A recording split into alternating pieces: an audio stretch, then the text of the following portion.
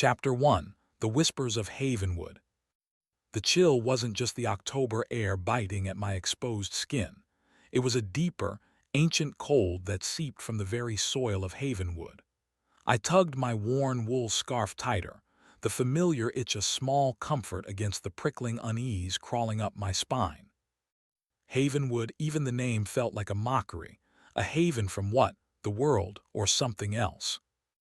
I'd inherited the estate, or more accurately the burden of the estate from my great-aunt Alara. A woman I barely knew, a recluse whispered about in hushed tones in my family, a woman whose name was synonymous with odd and eccentric. Now, with her gone, the sprawling, dilapidated Havenwood was mine. Mine, along with whatever secrets it held, secrets that seemed to cling to the rotting wood like the persistent, cloying scent of damp earth and decay. The drive up had been long and arduous. The GPS lost its signal miles before I even reached the county line, forcing me to rely on Aunt Alara's hand-drawn map, a brittle, yellowed piece of parchment that felt disturbingly like a prop from a Victorian ghost story. The narrow, winding road, barely more than a rutted track swallowed by encroaching forest, had tested the suspension of my beat-up Volvo to its absolute limit. The trees, gnarled and twisted like skeletal fingers reaching out, seemed to close in, their branches scraping against the car like nails on a chalkboard. I hadn't seen another vehicle in hours, no sign of human habitation beyond the occasional, crumbling stone wall half hidden by ivy. Isolation, thick and suffocating, settled around me like a shroud. It was the kind of isolation that bred paranoia, the kind that made you question every shadow, every rustle in the undergrowth. Now, standing before the main house, a monstrosity of faded grandeur, I could feel the weight of generations pressing down. The Havenwood Manor was a three-story Gothic behemoth, its gray stone facade scarred with dark stains that looked disturbingly like weeping. Windows, like vacant eyes, stared out from under heavy, overgrown eaves. The roof sagged in places, and ivy, thick as pythons, strangled the walls, obscuring intricate carvings that I could only glimpse through the tangled green. The air hung heavy with the scent of damp wood, decaying leaves, and something else, something faintly metallic, like old blood. The silence was unnerving, broken only by the whisper of the wind through the trees, a sound that seemed to carry mournful sighs. It was a sound I knew I would grow to hate. As I hauled my suitcase from the trunk, a black crow landed on the wrought iron gate, its obsidian eyes fixed on me with unnerving intensity. It let out a harsh, guttural caw that echoed through the stillness, a sound that seemed less like a bird call and more like a warning. I shivered, telling myself it was just the cold, just my nerves, but a cold knot of dread was already tightening in my stomach. The gate creaked open with a protesting shriek as I pushed it, the sound amplified in the oppressive silence. The overgrown path leading to the house was choked with weeds and fallen leaves, a testament to years of neglect. As I walked, the gravel crunched beneath my boots, each step a small act of defiance against the stillness. The front door, a massive oak affair studded with rusted iron, was just as imposing as the rest of the house. It took all my strength to push it open, and when it finally yielded, it did so with a groan that seemed to reverberate through the very foundations of the house. The interior was even more unsettling than the exterior. The air inside was thick with dust and a stale, musty odor that stung my nostrils. The entrance hall was vast and cavernous, lit only by the dim light filtering through the grimy windows. Shadows danced in the corners, playing tricks on my eyes, making me see things that weren't there. A grand staircase, its once polished wood now dull and cracked, swept up to the second floor. A cobweb-draped chandelier hung precariously from the high ceiling, its crystals casting fractured, distorted reflections on the dusty floor. Portraits, their subjects long forgotten, lined the walls, their eyes seeming to follow me as I moved. Their faces were obscured by shadow and grime, but I could sense their disapproval, their resentment at my intrusion. I found a light switch near the door, but when I flicked it, nothing happened. Of course. I rummaged in my bag for my phone, hopping for a signal, but the screen remained stubbornly blank. I was completely cut off. Great, I muttered to myself, the sound swallowed by the vastness of the hall. Just peachy. I located a flashlight in my bag and switched it on, its beam cutting a swathe through the gloom. It wasn't much, but it was enough to see by. The house was eerily silent, every creak and groan magnified in the stillness. I felt like I was being watched, scrutinized by unseen eyes. I decided to explore the ground floor first to get a sense of the layout. The first room I entered was the library, its shelves lined with ancient, leather-bound books. The air here was particularly heavy, thick with the scent of decaying paper, and something else, something sweet and sickly, like rotting flowers. I ran my hand along the spines of the books, their titles barely legible in the dim light. Necronomicon Ex Mortis, De Vermis Mysteries, The King in Yellow. Titles that sent a shiver of unease down my spine. Were these just old books or something more sinister? Had Aunt Alara been more than just an eccentric recluse? As I moved further into the library, my flashlight beam landed on a small, wooden table tucked away in a corner. On the table sat a single object, a tarnished silver music box. It was intricately carved with scenes of dancing figures and strange, otherworldly creatures. I hesitated, then reached out and lifted the lid. A tinkling melody filled the room, a waltz that was both beautiful and unsettling. It was a simple tune, but something about it felt wrong, discordant. As I listened, a wave of dizziness washed over me, and the shadows in the room seemed to deepen, to coalesce into vaguely human shapes. Suddenly, the music stopped. Silence descended once more, even more oppressive than before. I snapped the lid shut, my heart pounding in my chest. The dizziness faded, but the unease remained, a heavy weight in my stomach. I backed away from the table, my flashlight beam dancing nervously across the room. I needed to get out of here, to find a bedroom to sleep. Maybe things would look better in the morning. As I turned to leave, I saw something in the corner of my eye, a fleeting glimpse of movement in the shadows. I spun around, my flashlight beam sweeping the room, but there was nothing there. Just shadows. I told myself it was my imagination, just my nerves playing tricks on me. But deep down, I knew that I wasn't alone in Havenwood. Something else was here, something ancient and malevolent, and it was watching me. Before I could take another step, a whisper, so faint I almost didn't hear it, slithered through the silence. It seemed to come from everywhere and nowhere at once, a sibilant murmur that sent a chill straight to my bones. "Leave," it whispered. "Leave now before it's too late." My blood ran cold. I didn't wait to hear more. I turned and fled, stumbling back into the entrance hall, my heart hammering against my ribs. I had to get out of this house, away from the whispers, away from the shadows. But as I reached the front door, it slammed shut with a deafening crash, the sound echoing through the silent house like a death knell. I rattled the handle, but it wouldn't budge. The door was locked. I was trapped. Chapter 2: Echoes in the Dark. Panic clawed at my throat, a suffocating wave threatening to drown me. I slammed my fist against the heavy oak door, yelling until my voice was raw, but it was no use. The house remained deaf to my pleas, a silent, unyielding prison.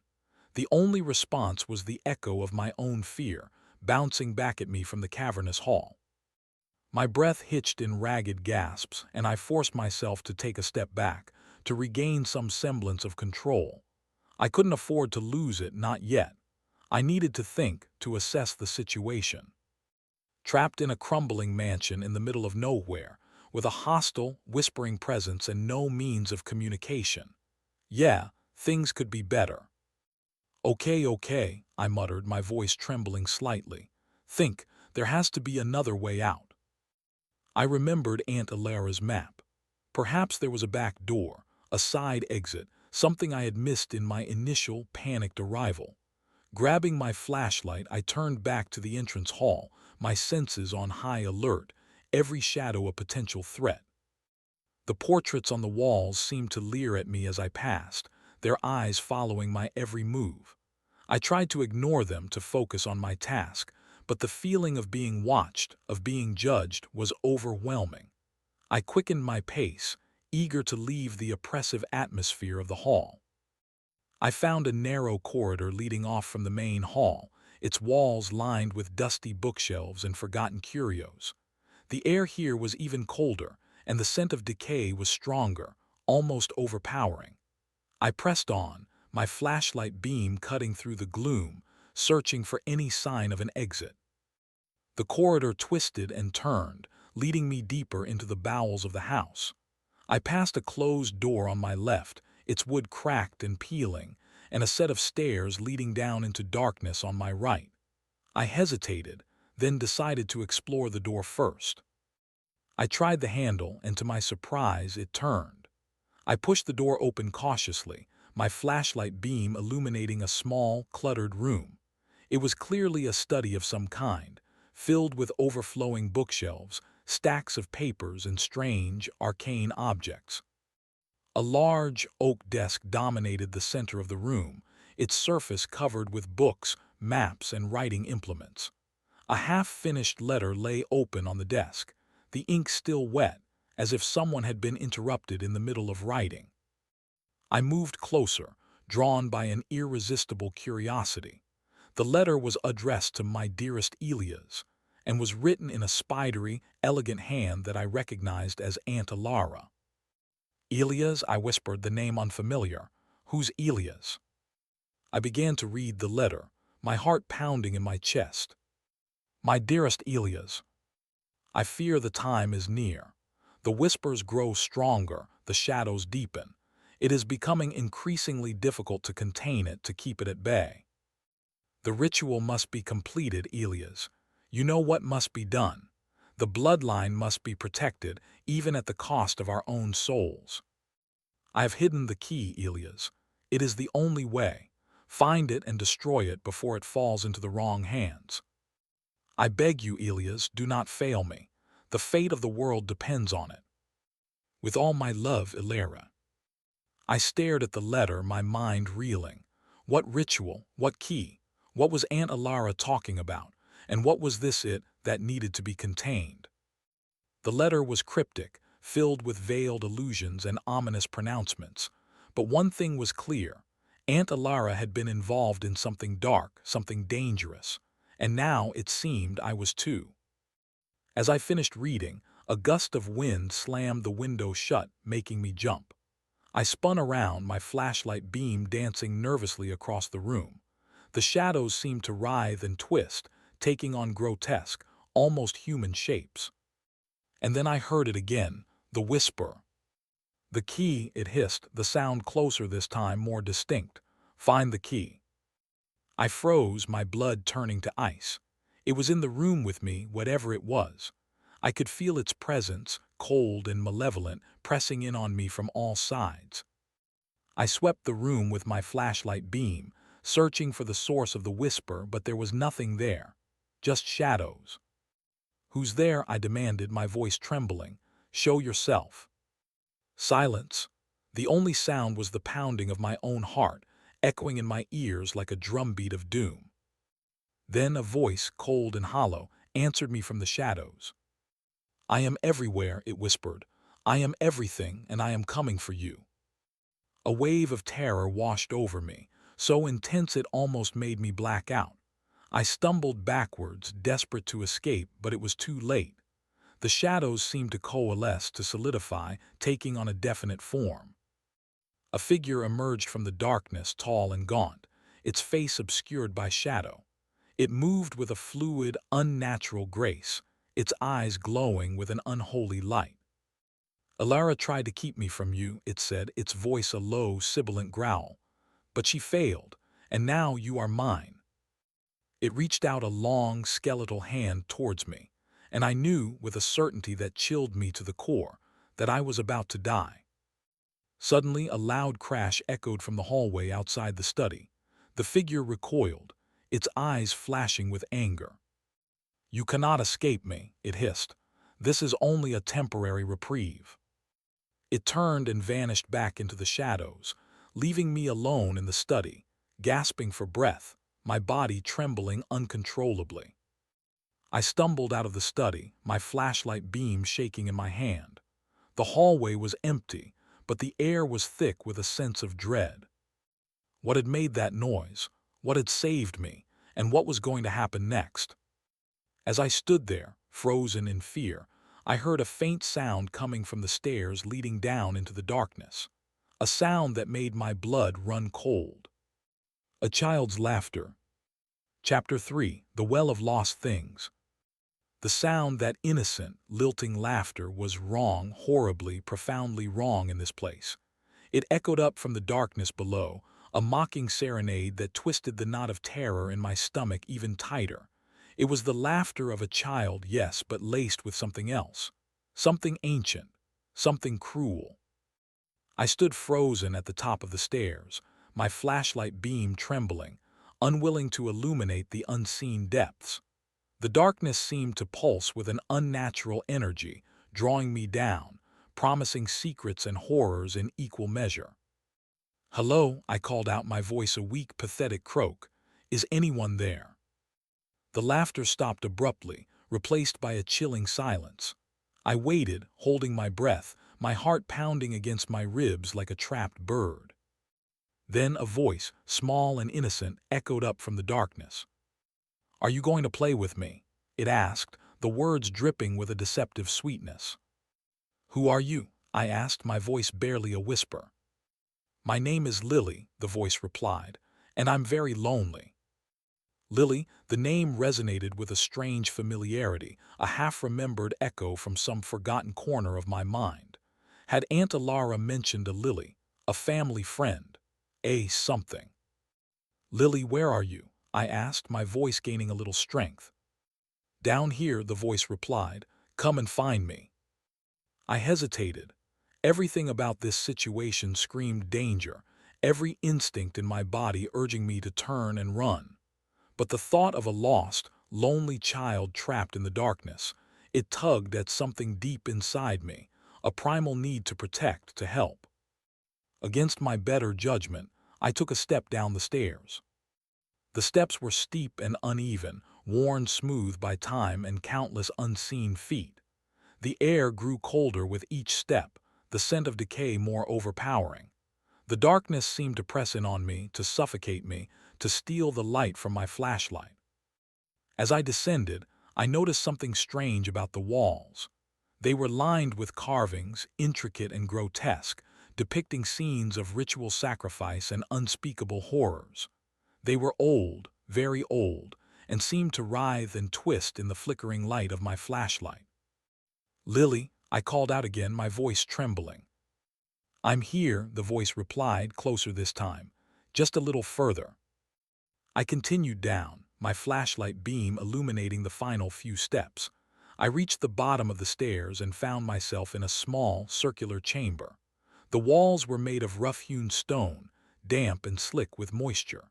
A single, flickering torch provided the only light, casting long, distorted shadows that danced across the walls. In the center of the chamber was a well, an ancient stone well, its mouth shrouded in darkness.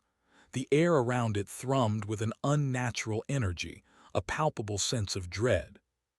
"Lily," I asked, my voice barely a whisper. "Here I am," the voice replied, and then a figure emerged from the darkness of the well.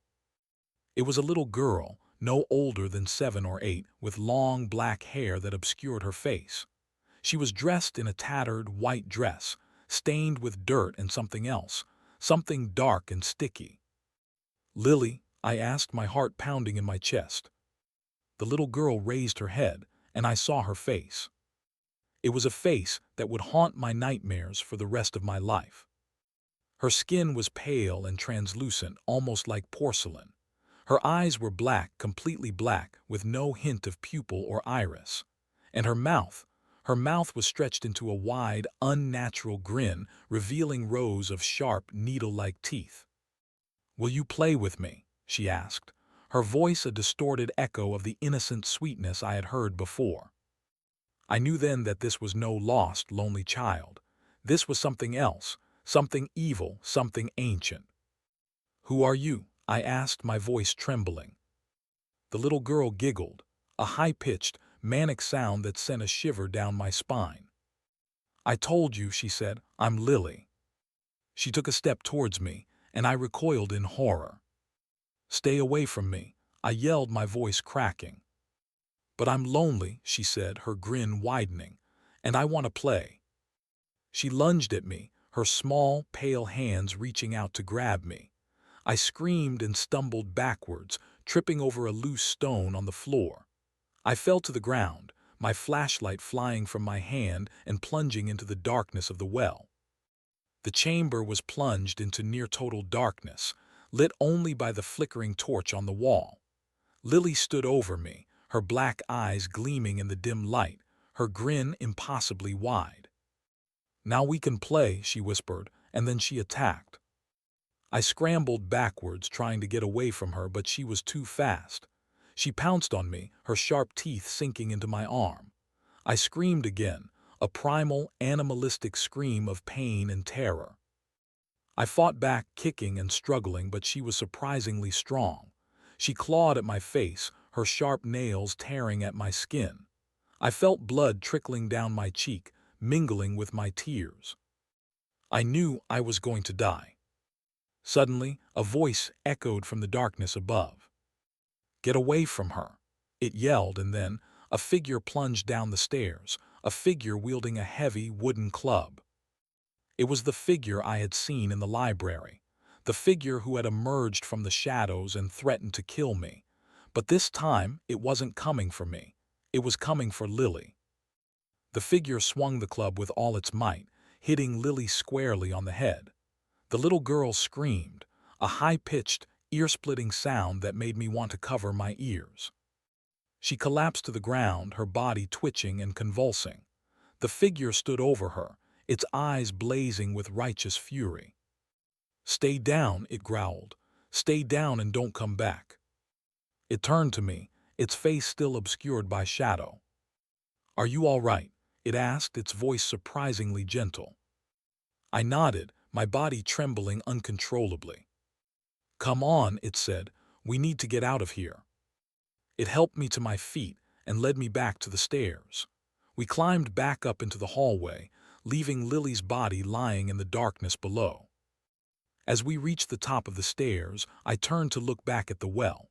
The flickering torch cast long, distorted shadows that danced across the walls, and then I heard it again. A child's laughter. Chapter 4: The Cartographer's Secret.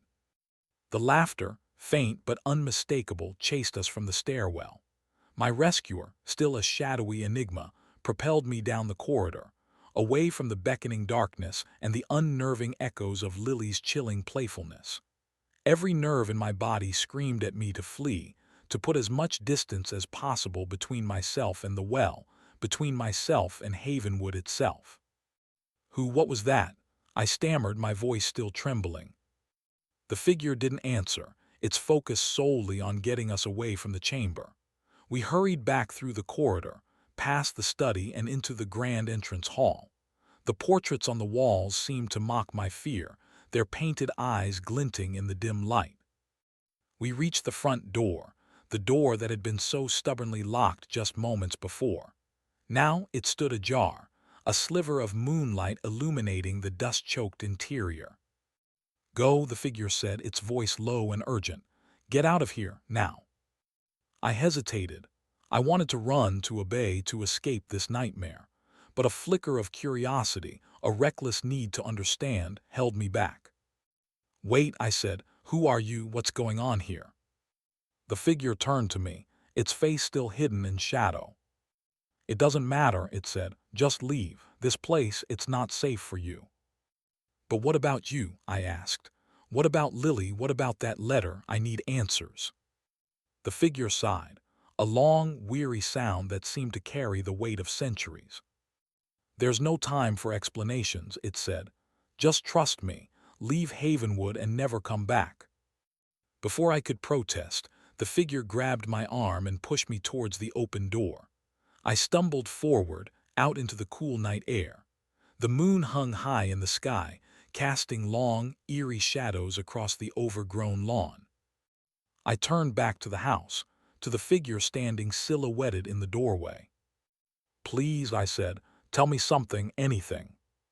The figure hesitated, then spoke, its voice barely audible above the whisper of the wind. "The house, it remembers," it said. "It remembers everything, and it doesn't like outsiders." Then it stepped back into the shadows and closed the door, leaving me alone in the darkness. I stood there for a long moment, staring at the closed door, my mind reeling. The house remembers. What did that even mean? I glanced back at my car, parked haphazardly on the overgrown driveway. Escape was within reach. I could get in my car and drive until Havenwood was nothing more than a distant memory. But I couldn't. Something held me back. A sense of obligation, perhaps, a feeling that I couldn't simply abandon this place, that I had a responsibility to uncover its secrets. Or maybe it was just morbid curiosity, a need to know the truth, no matter how terrifying. Whatever the reason, I knew that I couldn't leave. Not yet. Taking a deep breath, I turned away from the house and walked towards the overgrown gardens that bordered the estate. I needed to think, to clear my head, to make a plan. The gardens were a chaotic tangle of overgrown plants and crumbling stonework. The air was thick with the scent of damp earth and decaying leaves. The moonlight cast long, distorted shadows that seemed to shift and writhe with a life of their own. As I walked, I noticed something glinting in the moonlight, a small metal object half buried in the dirt. I bent down and picked it up. It was a key, a small tarnished silver key, intricately carved with strange symbols. My heart skipped a beat. The key from Aunt Alara's letter, the key that needed to be found, the key that needed to be destroyed. I clutched the key in my hand, my mind racing. What did it unlock, and why did it need to be destroyed? As I pondered these questions, I heard a rustling in the bushes nearby. I spun around, my senses on high alert. A figure emerged from the shadows, tall and gaunt, its face obscured by the darkness. It was the figure who had saved me from Lily. "What are you doing here?" it asked, its voice low and wary. "I found this," I said, holding up the key. "What is it?" The figure hesitated, then stepped closer, its eyes fixed on the key. "That's the key to the cartographer's secret," it said. "The cartographer's secret?" I asked, my brow furrowing in confusion. "Who's the cartographer?" "He was one of the original owners of Havenwood," the figure replied. "A brilliant but troubled man. He was obsessed with maps, with finding a way to chart the unseen realms." "Unseen realms?" I asked, my voice laced with skepticism. "Realms beyond our own," the figure said. "Realms of magic, of spirits, of other things." He believed that Havenwood was a nexus point, a place where the veil between worlds was thin. "And this key, it unlocks something related to his research?" I asked. "It unlocks his secret study," the figure said. "A room hidden deep within the house. A room filled with his maps, his notes, his experiments." "And what's so dangerous about that?" I asked. "The cartographer. He didn't always understand what he was dealing with," the figure said. "He opened doors that should have remained closed. He unleashed things that should have remained contained." It paused, then looked at me with an expression of grave concern. "You need to destroy that key," it said, "before it falls into the wrong hands, before it's used to unleash something even more terrible." "But how do I destroy it?" I asked, "and who is trying to get it?" Before the figure could answer, a blood-curdling scream echoed from the house. "They know we have it," the figure said. "We need to go now." Chapter 5: The Echo of Screams. The scream, raw and terrified, ripped through the night, tearing through the fragile silence like a shard of broken glass. It emanated from the heart of Havenwood, from within those echoing, shadowed walls. It was a scream that spoke of pure, unadulterated terror, a scream that promised a fate worse than death. My blood ran cold. I knew with a sickening certainty that someone was in danger, someone was suffering, and I had a horrifying suspicion of who. "We have to go," I said, my voice barely a whisper. "We have to help them." The figure, its face still obscured by shadow, didn't hesitate. It grabbed my arm and propelled me towards the house, its movement surprisingly swift and decisive. "No," it said, its voice tight with urgency. "We need to get out of here. The longer we stay, the more dangerous it becomes." "But someone is screaming," I protested, struggling against its grip. "We can't just leave them." "Trust me," the figure said. "There's nothing we can do. We'll only make things worse." But I couldn't ignore the scream. I couldn't simply abandon someone to whatever horrors lurked within those walls. The echo of their terror was too powerful, too compelling. I pulled free of the figure's grasp and ran towards the house, ignoring its warnings. I had to know. I had to see. I burst through the open front door, my flashlight beam dancing wildly across the entrance hall. The air inside was thick with a palpable sense of dread, a heavy, suffocating atmosphere that pressed down on me. The scream had stopped. Silence had once again descended, but this time it was a silence that was even more terrifying than the scream itself. It was a silence that spoke of finality. "Hello," I called out, my voice trembling. "Is anyone there?" The only response was the echo of my own voice, swallowed by the vastness of the house. I followed the sound of the scream, my flashlight beam guiding me down the corridor towards the library. As I drew closer, I could smell the familiar, cloying scent of decay and something else, something metallic, like the tang of blood. I reached the library door and cautiously pushed it open. The room was dimly lit, the only light filtering in through the grimy windows. The air was thick, heavy with the smell of death. And then I saw her. The figure, the one who had saved me from Lily and helped me escape, was lying on the floor, sprawled out in a pool of its own blood. Its face, now visible in the dim light, was contorted in a mask of agony. Its eyes, wide with terror, stared up at the ceiling. It was a woman with long, dark hair and a pale, delicate face. She was young, perhaps no older than myself. My breath caught in my throat. I couldn't believe it. She had been helping me, and now she was dead. I knelt down beside her, my hand trembling as I reached out to touch her. But as I did, I saw something else. A key. The cartographer's key. It was clutched tightly in her hand, her fingers wrapped around it in a death grip. I tried to pry the key from her grasp, but her fingers were locked tight. I tugged and pulled, but it wouldn't budge. Suddenly, I heard a noise behind me, a soft, rustling sound like something moving in the shadows.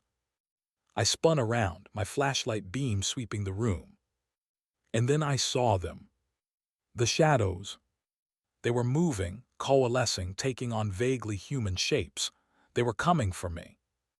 I knew I couldn't stay here, not now. I had the key, and I needed to get out. I turned and ran, fleeing the library, fleeing the shadows, fleeing the house. I ran as fast as my legs would carry me, my heart pounding in my chest. As I reached the front door, I heard the shadows behind me, their whispers growing louder, their forms becoming more distinct. I slammed the door shut behind me, and this time it remained closed. I could feel the shadows pushing against the door, trying to get in. I fumbled with the lock, my hands trembling. I finally managed to secure it. I was safe for the moment. I stood there for a long moment, gasping for breath, my body trembling with fear. The house had claimed another victim. I was alone. And I had the key. Chapter 6: Maps of Madness. Clutching the cartographer's key so tightly my knuckles ached, I stumbled away from the suffocating presence of Havenwood. The image of the woman, her life extinguished amidst the dust and decay of the library, seared itself into my memory. Guilt, sharp and biting, gnawed at me. Had I been a fool to ignore her warnings? Was my curiosity responsible for her death? The gardens offered little solace. The moonlight, fractured by the gnarled branches of ancient trees, painted the overgrown paths in a chiaroscuro of light and shadow, turning familiar shapes into menacing figures. Every rustle of leaves, every hoot of an owl, sent a fresh jolt of fear through my system. I needed to get away from the house, to find somewhere safe to think, to plan. I remembered seeing a small, detached building near the entrance to the estate during my drive-in, a gatehouse, perhaps, or some kind of storage shed. It wasn't much, but it was better than nothing. I set off in that direction, keeping a wary eye on the looming silhouette of Havenwood as I moved. The gatehouse, when I reached it, was a dilapidated stone structure, its roof sagging and its windows boarded up. The door, however, hung loosely on its hinges, offering a sliver of access to the darkness within. I hesitated, then pushed it open and stepped inside. The interior was small and cramped, filled with the musty smell of damp stone and decay. Dust motes danced in the faint moonlight that filtered through the cracks in the boarded-up windows. The only furniture was a rickety wooden table and a couple of equally unstable chairs. It wasn't exactly luxurious, but it was a refuge. I closed the door behind me, shutting out, at least temporarily, the horrors of Havenwood. I leaned against the door, took several deep breaths, and tried to calm my racing heart. Then I turned my attention to the key. It was cold and smooth against my palm, its intricate carvings almost impossible to discern in the dim light. I traced the symbols with my fingertip, trying to decipher their meaning. They seemed vaguely familiar, reminiscent of something I'd seen in one of Aunt Alara's occult books. I needed more light. I rummaged in my bag for my flashlight, relieved to find it still working. I switched it on and directed the beam at the key, examining it more closely. The symbols were even more intricate than I had thought. They were a mixture of geometric shapes and stylized figures, arranged in a circular pattern around a central image, a stylized eye, surrounded by swirling lines that seemed to pulse with an inner light. As I stared at the eye, I felt a strange sensation, a tingling at the back of my neck, a feeling that I was being watched. I glanced around the gatehouse, but there was nothing there, just shadows. I shook off the feeling and focused on the key. I had to figure out what it unlocked. The woman, whoever she was, had died protecting it. I couldn't let her sacrifice be in vain. I remembered what she had said about the cartographer's secret study. A hidden room, filled with maps and notes and experiments. A room that held the key to understanding the mysteries of Havenwood. But how to find it? The house was a labyrinth, a maze of twisting corridors and forgotten rooms. How could I possibly hope to locate a hidden study? Then I remembered Aunt Alara's map, the brittle, yellowed piece of parchment that had guided me to Havenwood. It was still in my car. Perhaps it contained some clue, some indication of the location of the hidden study. I hesitated. Going back to the car meant venturing back into the darkness, back towards the house. But I had no choice. The map was my only lead. Taking a deep breath, I opened the door of the gatehouse and stepped back out into the night. The gardens were even more menacing than before, the shadows deeper, the silence more oppressive.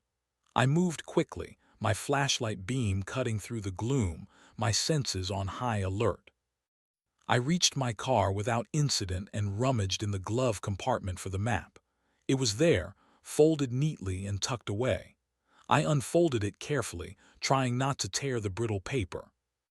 The map was more detailed than I remembered.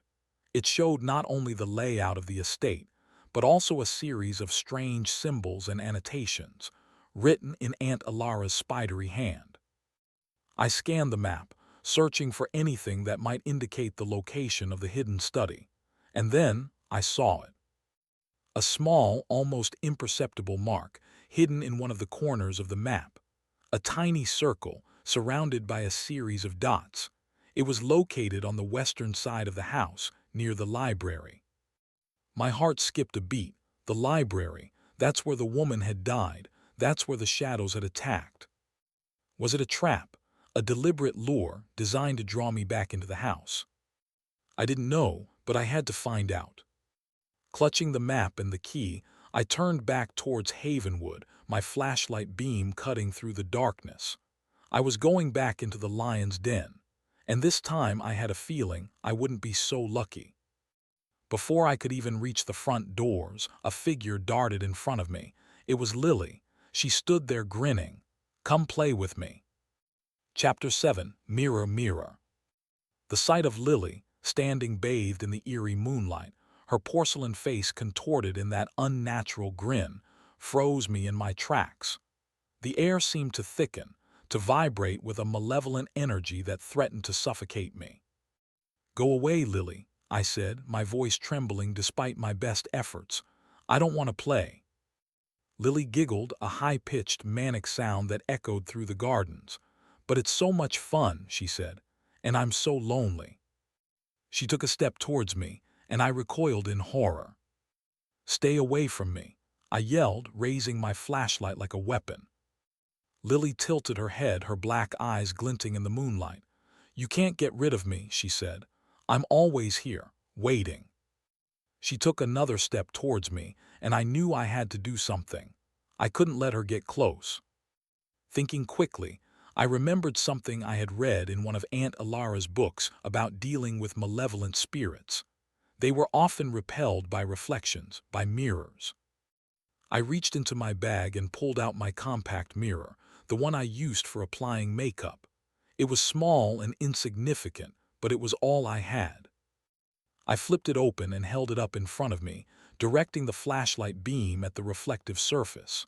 The light bounced back, creating a blinding glare. Lily recoiled, hissing like a cat. "What are you doing?" she snarled.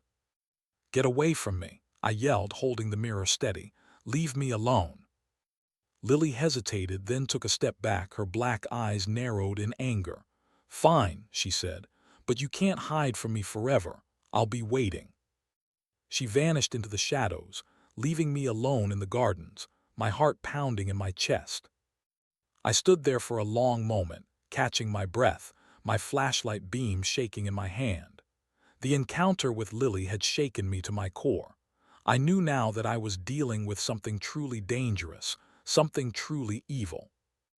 I glanced back at Havenwood, its looming silhouette a constant reminder of the horrors within. I had to find the cartographer's secret study. I had to find a way to destroy the key. And I had to do it before it was too late. Clutching the mirror and the map, I cautiously approached the house, keeping a wary eye on the shadows. I followed the path that led to the western side of the building, carefully scanning the walls for any sign of a hidden entrance. According to Aunt Alara's map, the secret study was located near the library. I reached the library windows and peered inside, but I couldn't see anything in the dim light. I continued along the wall, searching for a door, a window, anything that might indicate a hidden room. And then I saw it. A section of the wall, slightly darker than the surrounding stone. It was almost imperceptible, but I could see a faint outline, a subtle difference in texture. It was a hidden door. I ran my hand along the wall, searching for a latch, a button, anything that might open the door. And then I found it. A small, almost invisible indentation in the stone. I pressed my finger against it, and with a soft click, the hidden door swung inward, revealing a dark, narrow passage. My heart skipped a beat. I had found it, the cartographer's secret study. Taking a deep breath, I stepped into the passage, my flashlight beam cutting through the darkness. The air inside was cold and stale, thick with the scent of dust and decay. The passage twisted and turned, leading me deeper into the bowels of the house. The walls were lined with rough-hewn stone, damp and slick with moisture. I could hear the sound of dripping water, echoing in the silence. As I moved further into the passage, I noticed something strange about the walls. They were covered with carvings, intricate and grotesque, depicting scenes of ritual sacrifice and unspeakable horrors. They were the same carvings I had seen in the chamber beneath the well. My blood ran cold. What was this place? What had the cartographer been involved in? The passage opened into a small, circular chamber. The walls were lined with bookshelves, filled with ancient, leather-bound books. A large oak desk dominated the center of the room, its surface covered with maps, notes, and strange, arcane objects. This was it, the cartographer's secret study. I stepped into the chamber, my flashlight beam sweeping across the room, and then I saw it. A mirror. A large, ornate mirror hanging on the wall above the desk. It was old and tarnished, its surface covered with a film of dust. But it wasn't the mirror itself that caught my attention. It was the reflection. In the reflection, I saw myself, standing in the chamber holding the flashlight, my face pale and drawn with fear. But I also saw something else. Behind me, in the reflection, I saw Lily. Standing in the doorway, her porcelain face contorted in that unnatural grin, her black eyes fixed on me with an unholy light. She was behind me, in the room. But when I turned around, there was nothing there. Chapter 8. Through the Looking Glass. The sudden absence of Lily, coupled with the mirrored image of her lurking just behind me, sent a jolt of pure terror through my veins. It was a cheap trick, I told myself, a parlor game of shadows and reflections designed to prey on my fear. But the icy dread that gripped me was anything but cheap. It felt primal, visceral, a warning whispered from the very depths of my soul. I spun around again, flashlight beam frantically sweeping the chamber, but there was nothing there.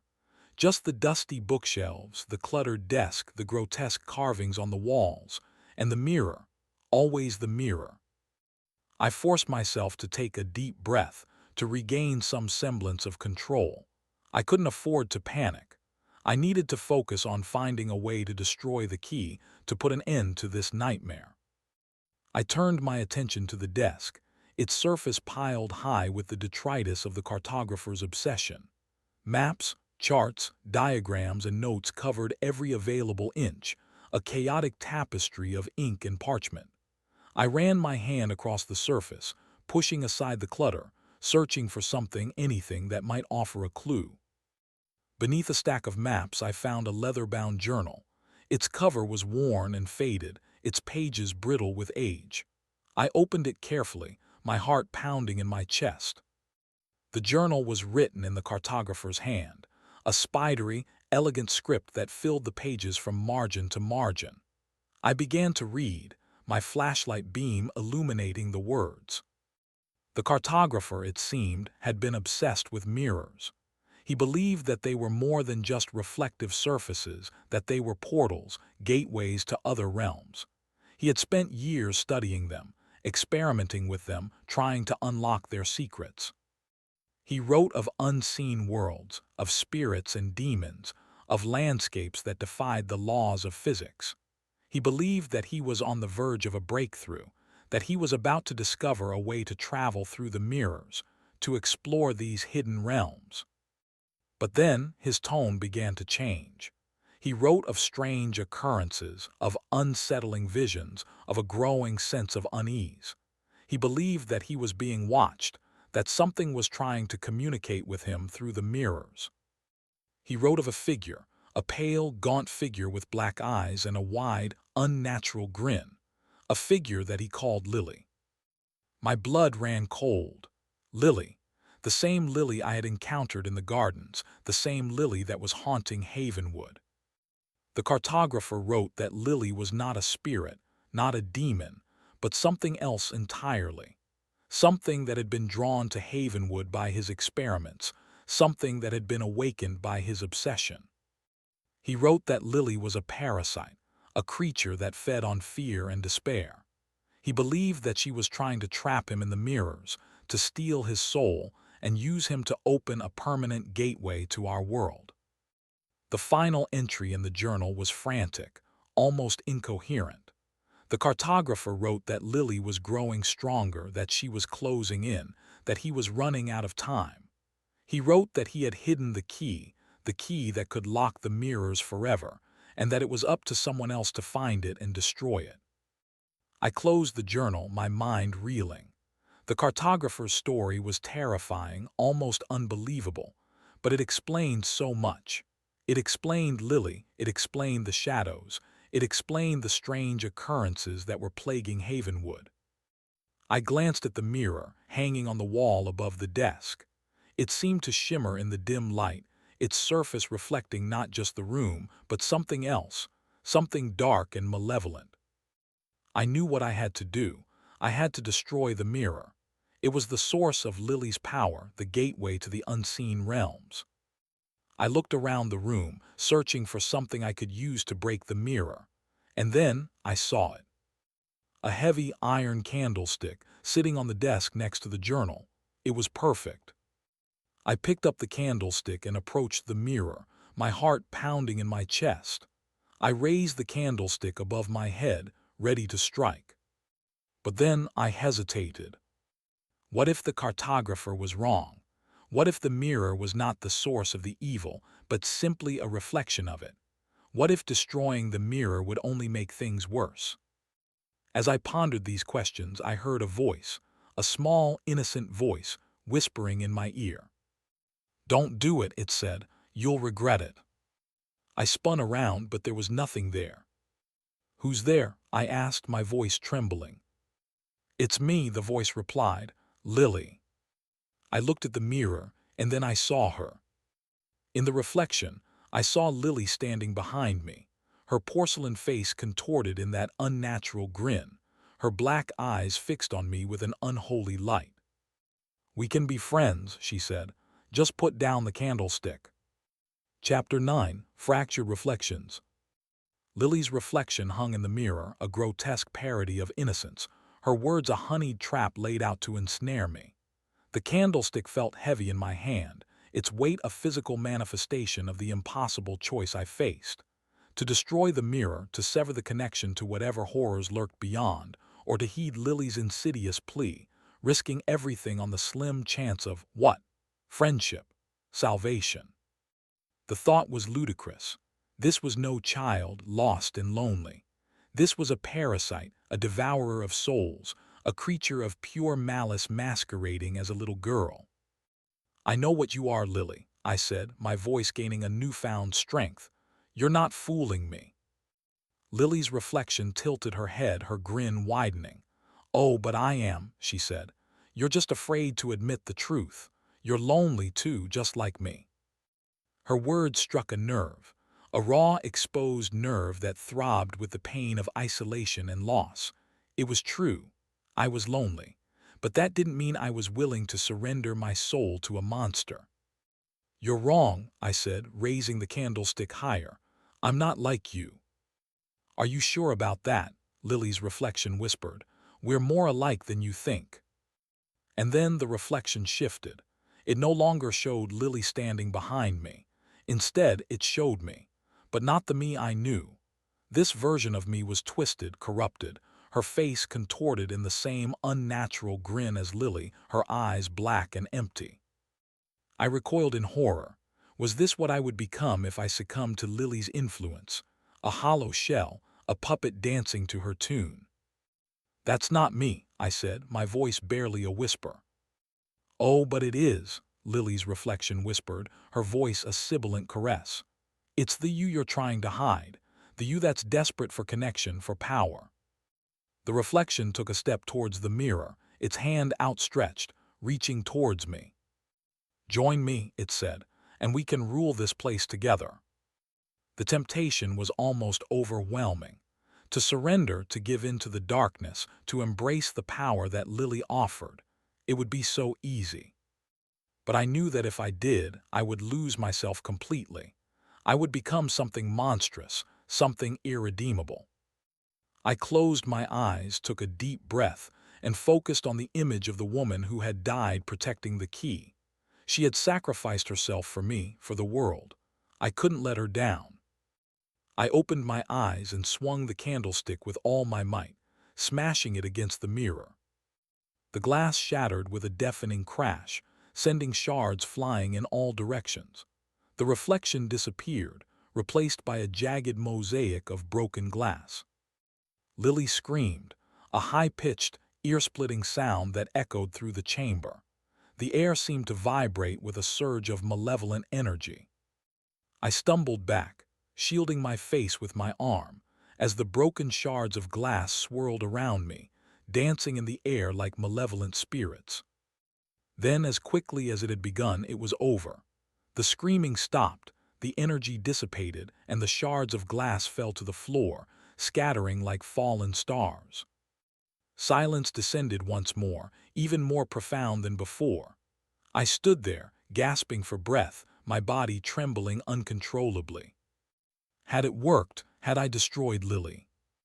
I looked around the chamber, searching for any sign of her presence, but there was nothing there. Just the broken mirror, the scattered shards of glass, and the heavy, iron candlestick lying on the floor. I took a step towards the broken mirror, and then I saw it. A figure. Standing behind the mirror in the reflection was a figure I had never seen before. It was a woman, tall and gaunt, with long dark hair and pale, delicate features. Her eyes were wide and haunted, her face etched with sorrow. She looked familiar. And then I realized who it was. It was me. But not the me I was now. It was an older version of myself, a version of myself that had been broken, that had been consumed by despair. She reached out her hand and touched the broken mirror, her fingers tracing the jagged edges of the glass. And then she spoke, her voice barely audible above the whisper of the wind. "You shouldn't have done that," she said. "You've made a terrible mistake." Chapter 10: The Weeping Portrait. The older, broken version of myself in the fractured mirror sent a fresh wave of icy dread crashing over me.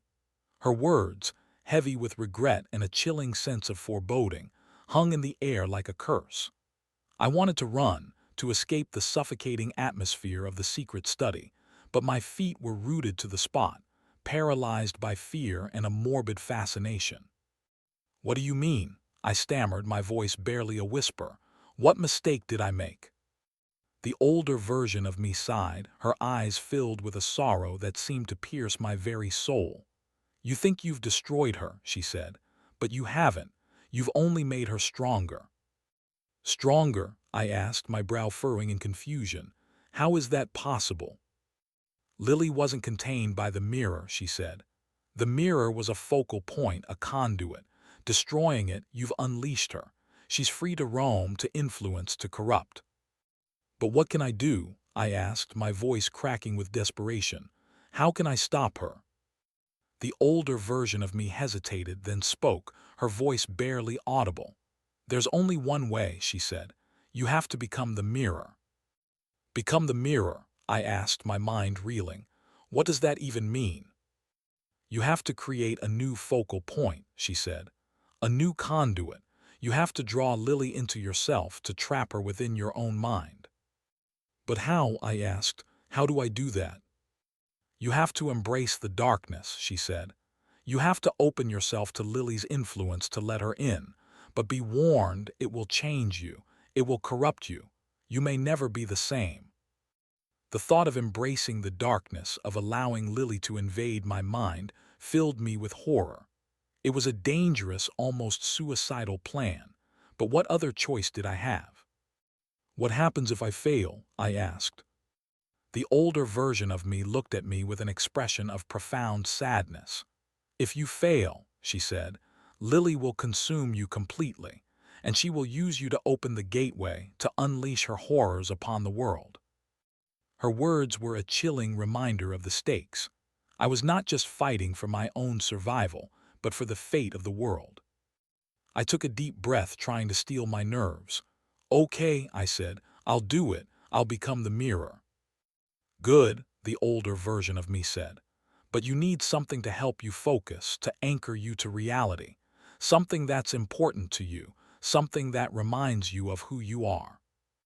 I thought for a moment, searching my mind for something that fit that description. And then I remembered. My grandmother's locket. A small, silver locket that contained a picture of my grandparents on their wedding day. It was the only thing I had left of them, a tangible reminder of their love and their strength. "I have a locket," I said. "It belonged to my grandmother." "That will work," the older version of me said. "Hold it close and never let it go. It will be your shield against the darkness." "But where do I start?" I asked. "How do I embrace the darkness?" "Go back to the house," she said. "Go back to the place where it all began. Let the shadows guide you." And then, as quickly as she had appeared, she was gone.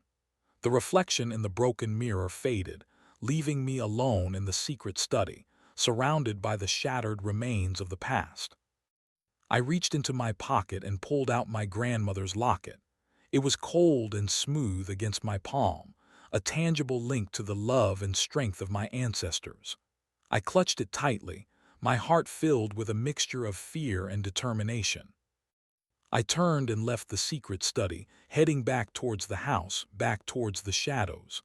I was walking into the lion's den, knowing that I might never return, but I had no choice. As I entered the entrance hall, I heard a faint sound, a soft weeping. It seemed to be coming from one of the portraits on the wall. I approached the portrait cautiously, my flashlight beam illuminating the canvas. It was a portrait of a woman, tall and gaunt, with long, dark hair and pale, delicate features. Her eyes were wide and haunted, her face etched with sorrow. It was the woman who had died protecting the key. And she was weeping. Tears streamed down her face, leaving dark stains on the canvas. As I watched, the tears turned to blood, dripping from the portrait onto the floor. The blood formed a pool at the base of the portrait, and then the pool began to spread, flowing towards me like a crimson tide. I recoiled in horror. The house was coming alive, and it was trying to drown me in its sorrow. Chapter 11. A Pact with Shadows. The tide of blood, thick and viscous, oozed across the floor towards me, a crimson wave threatening to engulf me. The stench of iron filled the air, mingling with the musty odor of decay, creating a nauseating cocktail that churned my stomach. This was it, I thought, the moment of no return. I could turn and run, abandon my quest, and try to escape Havenwood while I still had the chance. But the memory of the woman who had died protecting the key, her weeping portrait now bleeding onto the floor, spurred me on. I couldn't let her sacrifice be in vain. I clutched my grandmother's locket, its smooth surface a small comfort against the rising tide of fear. Focusing on the image of my grandparents, I forced myself to take a step forward, into the path of the encroaching blood. As my foot touched the crimson liquid, a jolt of cold shot up my leg, a sensation that felt like icy fingers gripping my bone. I gasped, but forced myself to keep moving, wading deeper into the pool of blood. The blood reached my ankles, then my knees, its icy grip tightening with every step. I could feel the darkness rising within me, a seductive whisper urging me to surrender, to embrace the despair. I closed my eyes, focusing on the image of my grandparents, on their love and their strength. Their faces, etched in my memory, became beacons of light in the encroaching darkness. I held tight to the locket, drawing strength from its tangible presence. I continued to wade through the blood, pushing against the seductive whisper, fighting to hold onto my sanity. The blood reached my waist, then my chest, its icy grip threatening to suffocate me. I was almost there, I thought, almost at the portrait. Just a few more steps. I opened my eyes and took another step, and then I felt it. A hand. A cold, clammy hand, reaching out from the pool of blood and gripping my arm. I gasped, my heart leaping into my throat. I looked down and saw a figure emerging from the blood, a pale, gaunt figure with long, dark hair and pale, delicate features. It was the woman from the portrait, the woman who had died protecting the key. But she was different now. Her face was contorted in a mask of agony, her eyes filled with a chilling emptiness. Her skin was slick with blood, and her fingers were like icy claws. "Join us," she whispered, her voice a distorted echo of the woman I had seen in the secret study. "Embrace the darkness." I recoiled in horror, trying to pull away from her grasp, but she held on tight, her icy fingers digging into my flesh. "No," I yelled, my voice cracking with desperation. "I won't let you." "It's too late," she said, her grin widening. "You're already one of us." She pulled me closer, her face inches from mine. I could feel her icy breath on my skin, her emptiness threatening to consume me. And then I saw it. A flicker of humanity. A fleeting glimpse of the woman she once was, trapped within the corrupted vessel. It was a moment of clarity, a spark of hope in the encroaching darkness. "Help me," she whispered, her voice barely audible. "Please help me." Her words sparked something within me, a surge of determination that pushed back against the rising tide of despair. I closed my eyes, focused on the image of my grandparents, and spoke from the depths of my soul. "I'm here," I said. "I'm not going to let you down." And then I did something that I never thought I was capable of. I reached out and took her hand. As my fingers intertwined with hers, a jolt of energy surged through my body, a force that was both terrifying and exhilarating.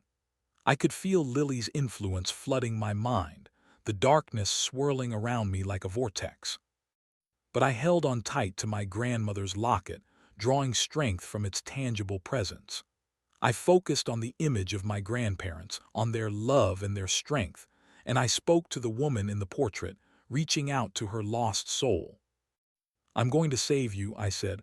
"I promise." And then everything went black. Chapter 12. Within the Labyrinth. Darkness. A swirling, suffocating darkness that pressed in on me from all sides. I was adrift in a void, lost and alone, with no sense of direction, no sense of self. The only thing I could feel was fear, a raw, primal terror that gnawed at my soul. Where was I? What had happened? I struggled to remember, to piece together the fragments of my shattered memories. I remembered Havenwood, the decaying mansion, the weeping portrait, the tide of blood. I remembered Lily, her porcelain face contorted in that unnatural grin, her black eyes piercing my soul. And then I remembered the woman from the portrait, her fleeting moment of clarity, her desperate plea for help. I had taken her hand, offering her a lifeline in the encroaching darkness. And then nothing. Was this it? Had I failed? Had Lily consumed me completely, turning me into another puppet in her twisted game? I reached for something, anything, to anchor me to reality, and then I felt it. My grandmother's locket. It was cold and smooth against my palm, a familiar presence in the swirling darkness. I clutched it tightly, drawing strength from its tangible presence. The image of my grandparents flashed in my mind, their love and their strength a beacon of light in the overwhelming darkness. I focused on their faces, on their voices, on their memories. And then I saw it. A flicker of light. A tiny spark of hope in the vast emptiness. I reached towards it, drawn by its warmth, its promise of salvation. And as I did, I began to remember who I was. My name, my past, my hopes, my dreams. I was not a puppet, not a hollow shell. I was a survivor, a fighter, and I was not going to let Lily win. I pushed back against the darkness, focusing on the flicker of light, drawing strength from my memories. And as I did, the darkness began to recede, revealing a landscape that was both familiar and terrifying. I was standing in a labyrinth, a maze of twisting corridors and towering walls, all shrouded in shadow. The air was thick with the scent of decay and despair. The only light came from a single, flickering torch, casting long, distorted shadows that danced across the walls. This was my mind, or at least it was what Lily wanted my mind to be. A prison, a place of endless torment. But I was not going to let her control me. I was going to fight back. I took a step forward, my grandmother's locket clutched tightly in my hand. And as I did, I heard a voice, a small, innocent voice, whispering in my ear. "Welcome," it said. "I've been waiting for you." I turned around and saw her. Lily. She was standing in the corridor behind me, her porcelain face contorted in that unnatural grin, her black eyes fixed on me with an unholy light. "This is my world now," she said, "and you're trapped here with me." "No," I said, my voice trembling. "This is my world, and I'm not afraid of you." Lily laughed, a high-pitched, manic sound that echoed through the labyrinth. "We'll see about that," she said. And then she vanished. I stood there for a long moment, catching my breath, my heart pounding in my chest. I knew that this was just the beginning. Lily was going to try everything she could to break me, to corrupt me, to turn me into another puppet in her twisted game. But I was not going to let her win. I was going to fight back every step of the way. I took another step forward, venturing deeper into the labyrinth. I didn't know where I was going or what I would find, but I knew that I had to keep moving, keep fighting, until I found a way to defeat Lily and escape this nightmare. As I walked, I noticed something strange about the walls of the labyrinth. They were covered with carvings, intricate and grotesque, depicting scenes of my own life. Scenes of my childhood, my family, my friends. Scenes of my successes, my failures, my hopes, and my fears. Lily was trying to use my memories against me, to trap me in the past, to make me relive my worst nightmares. But I was not going to let her. I was going to face my demons head-on, and I was going to emerge stronger than ever before. I continued to walk, my grandmother's locket clutched tightly in my hand. I was ready for whatever Lily had in store for me. I was ready to fight for my soul. Chapter 13, The Puppet Show. The labyrinth twisted and turned, its corridors lined with the grotesque caricatures of my past. Lily was relentless, bombarding me with a relentless stream of painful memories, trying to break my spirit, to shatter my resolve. I saw my parents, their faces etched with disappointment, their voices echoing with criticism. I saw my failed relationships, the heartbreak and betrayal that had left me scarred and cynical. I saw my professional setbacks, the opportunities I had missed, the dreams that had died. Each memory was a poisoned dart, aimed at my heart, designed to chip away at my defenses. But I refused to succumb. I clung to my grandmother's locket, drawing strength from the love and support of my ancestors. I focused on the woman from the portrait, on her plea for help, on my promise to save her. I would not let Lily turn me into a victim. I would not let her trap me in the past. I was going to fight my way out of this labyrinth, no matter what it took. As I walked, the memories grew more intense, more vivid. The labyrinth began to shift and change, transforming into familiar locations from my past. I found myself standing in my childhood bedroom, surrounded by posters of my favorite bands and the remnants of my teenage angst.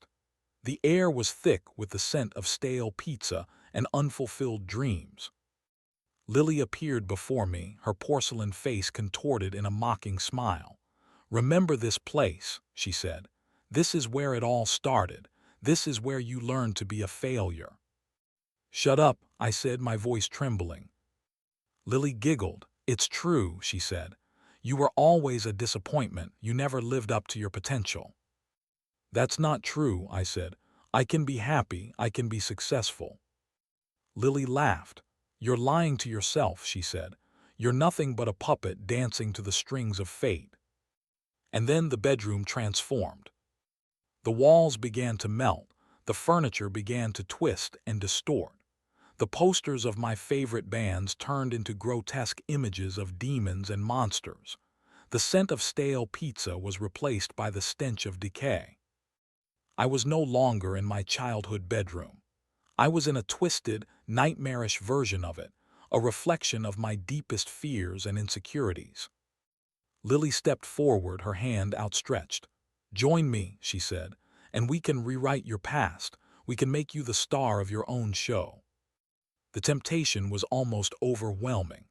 To rewrite my past, to erase my failures, to become the person I always wanted to be. But I knew that it was a lie. Lily wasn't offering me salvation. She was offering me control, a chance to rewrite reality to fit her twisted vision. And I was not going to let her.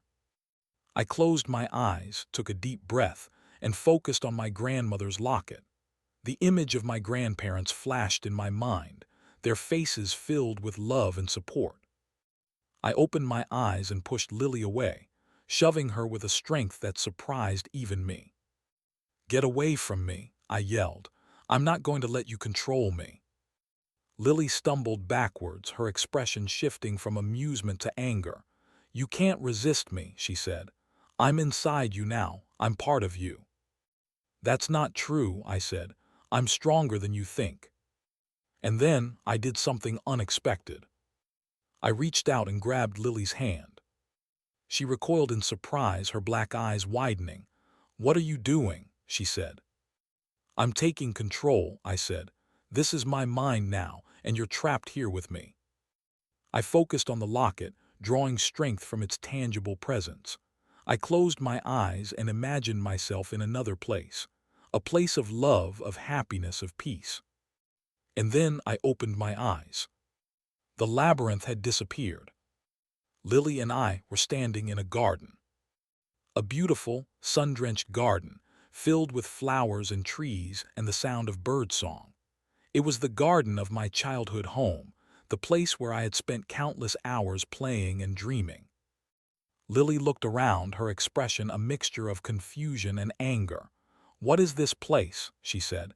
"This isn't real." "It's real to me," I said, "and that's all that matters." I smiled, and for the first time since arriving at Havenwood, I felt a flicker of hope. I've taken over her powers, haven't I? Chapter 14. The Seed of Hope. The sun-drenched garden, once a sanctuary of childhood joy, felt fragile, a temporary haven against the encroaching darkness. Lily, stripped of her control, stood disoriented, her porcelain face no longer radiating malevolence but a chilling blankness. I knew this tranquility wouldn't last. This was a battle for the very core of my being, and Lily, even weakened, was a formidable foe. "This is just a trick," Lily said, her voice flat and devoid of emotion. "It's not real, you can't keep me here." "It's as real as you allow it to be," I replied, tightening my grip on the locket. "This is my space, Lily, my memories, my feelings. You're just a guest here." I stepped forward, determined to push her further, to force her to confront the reality of my inner world, a world she couldn't control. I wanted to understand her, to find the source of her power, to ultimately banish her from Havenwood and from my life. "Why are you doing this, Lily?" I asked. "What do you want?" Lily remained silent, her black eyes fixed on me with an unsettling intensity. I could sense her struggling, fighting to regain control, to break free from the confines of my memory. "I want what you have," she finally said, her voice barely a whisper. "I want your life." "But why?" I asked. "You're a powerful being, you can have anything you want." "Power is meaningless without connection," she said. "Without love, without belonging. You have those things even if you don't realize it. I want them too." Her words surprised me. Was it possible that Lily, despite her monstrous nature, was capable of longing, of yearning for something more? "You can't take my life, Lily," I said. "It's not yours to take, but you can create your own. You can find your own connection, your own love." Lily scoffed. "That's impossible," she said. "I'm a monster, I'm incapable of those things." "That's not true," I said. "You're not a monster by choice. You were created, twisted by the Cartographer's experiments, but you can choose to be something different. You can choose to heal." I stepped closer to her, extending my hand. "I can help you," I said. "We can do this together." Lily looked at my hand, her expression unreadable. I could sense her hesitation, her internal conflict. Was she considering my offer, or was she simply waiting for an opportunity to strike? Suddenly the garden began to fade. The sun dimmed, the flowers wilted, and the air grew cold. Lily's form shimmered, her image flickering like a dying flame. "It's too late," she said, her voice filled with despair. "I can't be saved. The darkness is too strong." "No, it's not," I said, refusing to give up. "I believe in you, Lily. I know you can do this." I reached out and took her hand. As our fingers intertwined, a surge of energy coursed through my body, even more powerful than before. I could feel Lily's pain, her fear, her despair, but I could also feel something else. A flicker of hope. I focused on that flicker, amplifying it with my own strength, my own belief. And as I did, a change began to occur. Lily's porcelain face softened, her unnatural grin fading away. Her black eyes began to shimmer, revealing a hint of blue beneath the darkness. Her form grew less rigid, less menacing. The garden began to bloom again, the sun shining brighter, the flowers releasing their sweet fragrance into the air. Lily and I were surrounded by a symphony of life, a testament to the power of hope and connection. And then Lily spoke, her voice clear and free of distortion. "Thank you," she said. I think I can feel something."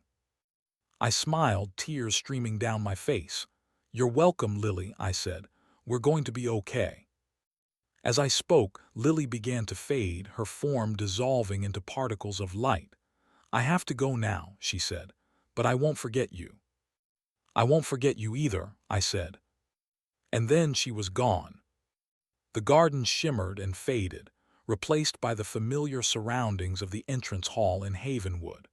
The bleeding portrait had stopped weeping, and the tide of blood had receded, leaving behind only a faint stain on the floor. I was alone. I looked down at my hand and saw a small silver seed. It was warm and smooth, pulsing with a faint inner light. It was Lily, or at least it was what remained of her, a seed of hope, a promise of new beginnings. I knew what I had to do. I walked outside into the gardens. The sun was rising, casting a golden glow across the landscape. I found a patch of fertile soil and planted the seed. I didn't know what would grow from it, but I knew that it would be something beautiful, something powerful, something good. I turned away from Havenwood, leaving its secrets and its horrors behind. I had faced my demons, and I had emerged stronger than ever before. I had found a way to heal. I walked towards my car, ready to leave Havenwood forever. But as I did, I paused and looked back at the house. It was still standing, silent and imposing, its secrets locked within its walls. But it no longer held any power over me. I smiled, a genuine heartfelt smile. "Goodbye, Havenwood," I said. "Thank you for teaching me how to live." I got in my car and drove away, leaving Havenwood behind. But I knew that I would never truly forget it. And I knew that somewhere, in a small, sun-drenched garden, a seed of hope was beginning to grow. The end.